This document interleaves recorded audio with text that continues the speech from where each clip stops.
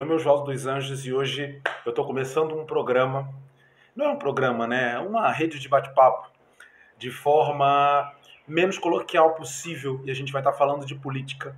Nós tivemos há mais ou menos uns 10 dias atrás o aniversário da nossa Constituição e eu acho muito importante estar falando sobre isso porque nas últimas eleições nós tivemos um ataque à nossa democracia e deixando lados políticos opostos colocados fora disso, o que eu venho falar hoje é da Constituição de 1988. E ela principalmente garantiu alguns direitos para nós, quando eu digo nós, é pobres, pretos, periféricos, que foi a unificação do Sistema Único de Saúde e a criação do SUS. Observação, eu sei que não é o ideal, eu entendo que ele não é o ideal, mas antes, se você quebrasse um braço, se você precisasse de um analgésico, se você precisasse de qualquer coisa, se você não tivesse dinheiro, as coisas não aconteciam. E isso foi garantido a partir da Constituição de 1988. Tá? E eu fiz algumas observações desde da iniciação dessa Constituição até hoje, né, por conta de processos políticos e algumas reivindicações na internet que eu acabei acompanhando e que me deixaram muito assustado e em ataque à Constituição. E ela garantiu algumas coisas para a gente. E quando eu digo para a gente, eu digo para todos nós, independentemente das classes e da raça que você tem. Correto? Hoje eu verifico que um dos indicadores mais importantes, ao meu ver, criados na Constituição de 1988, é a melhora da taxa de analfabetismo, quase que não sai. Que no auge da ditadura militar na década de 70 era de mais de 33%.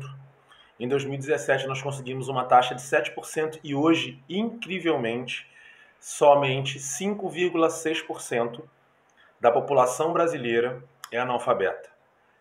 E eu nem vou entrar na parte funcional, que isso é um assunto para um outro vídeo. Fica de olho. Nós temos outro indicador muito importante que demarca muito bem o quanto a Constituição de 1988 nos ajudou, que é a taxa de mortalidade infantil, correto? De novo, na década de 70, no auge da ditadura militar. E por que eu estou frisando isso? Porque teve gente pedindo isso, acredite. Nas passeatas e nos atos antidemocráticos teve gente pedindo isso. Então é uma taxa de mortalidade de mais de 115 bebês em 100 nascidos vivos. E hoje, incrivelmente, nós temos uma taxa de 12. É menos de 10% do que ocorria antes da Constituição de 1988. Então, eu acredito que contra fatos não dá para ter argumentos, né, gente? Vamos concordar com isso? Nós temos outro indicador muito importante, que era a quantidade de anos que as pessoas estudavam. De novo, em comparação com a década de 70, no auge da ditadura militar, os homens estudavam 2,6 anos, é isso mesmo, 2,6 anos. E as mulheres, 2,2 anos. Então, quer dizer, a quantidade de tempo que as pessoas passavam estudando era muito pequena. Só para você ter uma ideia, hoje a taxa de horas de estudo, de horas na escola, é de 8,6 para homens e 9,3 para mulheres. Observação, é 8 vezes maior. Então, pelo amor de Deus, gente, antes de pedir qualquer coisa, vamos dar uma olhada na história, vamos dar uma estudada, porque ainda tem mais, tá? Ainda não acabou não, ainda tem mais. O nosso índice de IDH na década de 70, novamente, no auge da ditadura militar, deixa eu afastar da câmera, era de 0,462. Hoje em dia, se a gente levasse isso em consideração, nós teríamos o mesmo IDH de países com miséria altíssima, desigualdade altíssima. Quase sempre esses países estão em guerra civil. Então é mais ou menos isso que poderia ter acontecido conosco. Sem alarde, única e exclusivamente levando os números matemáticos em conta. E hoje, graças a algumas medidas e, óbvio, a nossa Constituição de 1988, nós temos um IDH de 0,758.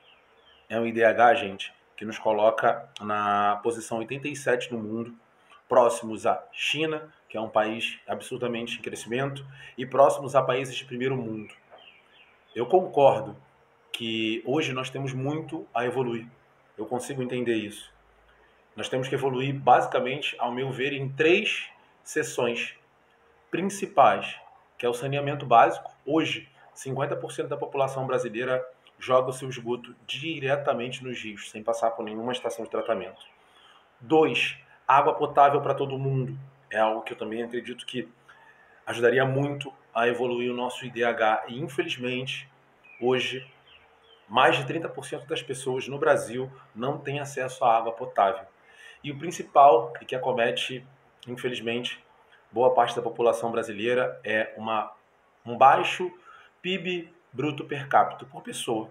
Né? Hoje nós variamos em uma média de 2 mil e o ideal seriam incríveis 10 mil. Então é 5 vezes menor do que o ideal. E novamente, eu acredito que nós temos muito que evoluir, mas o caminho é pelas vias constitucionais. Essa é a ideia.